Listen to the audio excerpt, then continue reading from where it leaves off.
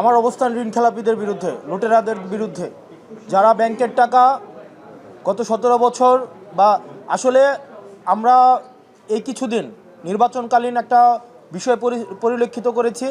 লুটেরাররা আওয়ামী লীগের লুটেরার, বিএনপির লুটেরার, এই লুটেরারদের পরিচয় একটাই, তারা হচ্ছে ব্যাংক খেলাপি, ভোট ডাকাত, তারা হচ্ছে ব্যাংক ডাকাত, তারা জনগণের টাকা, আমার আপনার টাকা চুরি করে তারা হচ্ছে বিদেশে নিয়ে যায়, বিদেশে নিয়ে গিয়ে সন্তানদের বিলাসী জীবনযাপন করায় এবং দেখা যায় কি শুধুমাত্র নির্বাচনের সময় নির্বাচনের উপলক্ষটাকে তারা একটা মানি মেকিং মেশিন হিসাবে নেয়, যে তারা সংসদ সদস্য হয়ে তারা আবার, যেমন আমার প্রার্থীকে যদি দেখেন, উনি যখন নির্বাচনে জিতেছিলেন 2004-এর দিকে উনি একটা কোম্পানি করেন ম্যান পাওয়ার, ওই ম্যান পাওয়ারের মধ্যে উনি নিজে হচ্ছেন ডিরেক্টর, ওনার ছেলে হচ্ছেন একটা অংশ, ওনার ওয়াইফ হচ্ছে একটা অংশ, অর্থাৎ নিজের নামে লাইসেন্স নিয়ে নিজেই কাজ করবে এবং সেই টাকা আবার বিদেশে পাচার করবে।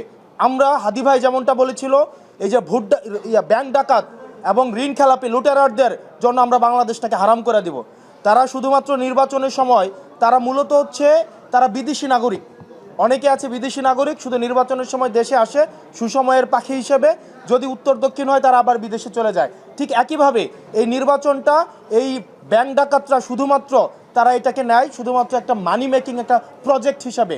আপনি একটা জিনিস চিন্তা করেন তো, শিয়ালকে যদি আপনি মুরগি পাহারার দায়িত্ব দেন তাহলে ব্যাপারটা কেমন দাঁড়ায়। ঠিক একইভাবে যারা চুরি করে, যারা হচ্ছে ব্যাংক চুরি করে, তাদেরকে আবার সংসদে পাঠাচ্ছেন আবার হচ্ছে ব্যাংক চোরদের ধরার জন্য।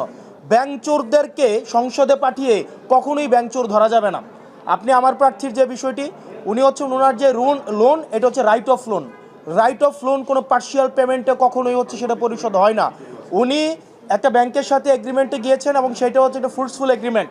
এই ফ্রুটফুল এগ্রিমেন্টে সেটা ওনার সিআইবি থেকে ক্লিয়ারেন্স হয় না। দেখেন, আমরা চাই প্রতিনিধিত্বশীল ব্যবস্থার মধ্য দিয়েই জনগণের ম্যান্ডেট নিয়ে যারা ক্ষমতায় যাবে তারা ক্ষমতায় যাক, সেটা নিয়ে সমস্যা নাই, কিন্তু এটা আমাদের একটা দীর্ঘমেয়াদী একটা ফাইটের একটা অংশ। আমরা কোনো ঋণ খেলাপিদেরকে কোনো একটা এই ধরনের একটা ফাইটে আমরা অংশগ্রহণ করতে আমরা তাদেরকে কোনোভাবেই জনগণ তাদেরকে অ্যালাউ করবে না। এই ঋণ খেলাপিদেরকে আমাদের জনগণ প্রত্যাখ্যান করেছে 5ই আগস্টের মধ্য দিয়ে, পরবর্তীতে নির্বাচন কমিশন প্রত্যাখ্যান করেছে, আপিলেট ডিভিশন প্রত্যাখ্যান করেছে, আজকে হাইকোর্ট প্রত্যাখ্যান করেছে। তারা যে কোনো প্রক্রিয়া, আমরা আবার দেখেছি 2100 কোটি, 1700 কোটি, 254 কোটি নিয়ে অনেকে হচ্ছে বিভিন্ন ব্যাকডোর মেকানিজমের মধ্য দিয়ে নির্বাচনে আসছে। ঠিক একইভাবে তাদেরকে 12ই ফেব্রুয়ারি আবার জনগণ চূড়ান্তভাবে তাদেরকে প্রত্যাখ্যান করবে ইনশাআল্লাহ। আপনি যে মাঠ পর্যায়ে কাজ করছেন, আপনি তো মাঠে গিয়েছেন, তাই না? শোনেন, এখানে কেউ, আপনি কি চান বেআইনিভাবে কেউ নির্বাচন অংশগ্রহণ করুক? বেআইনিভাবে আইন বহির্ভূতভাবে কেউ নির্বাচনে অংশগ্রহণ করাকে আমরা যেভাবে এন্টারটেইন করি না। এবং আমার আসনে আরও অসংখ্য প্রার্থী রয়েছে, এখানে আপনি শুধুমাত্র একটা আইন বহির্ভূতভাবে একজনকে তাইলে আপনি নিয়ে আসেন, আপনি আরও ঋণ খেলাপিদেরকে নিয়ে আসেন, প্রবাসীদেরকে নিয়ে আসেন। আইন বহির্ভূতভাবে যদি বিএনপির ঋণ খেলাপিদেরকে আপনি নির্বাচনে আনতে চান, তাহলে আওয়ামী লীগ কী দোষ করছে? আইন বহির্ভূতভাবে আপনি শোনেন, আপনি আপনার পরিচয় কি? না উনার আপনি হাউসের নাম বলেন, হাউসের নাম কি? আপনার হাউসের নাম বলেন।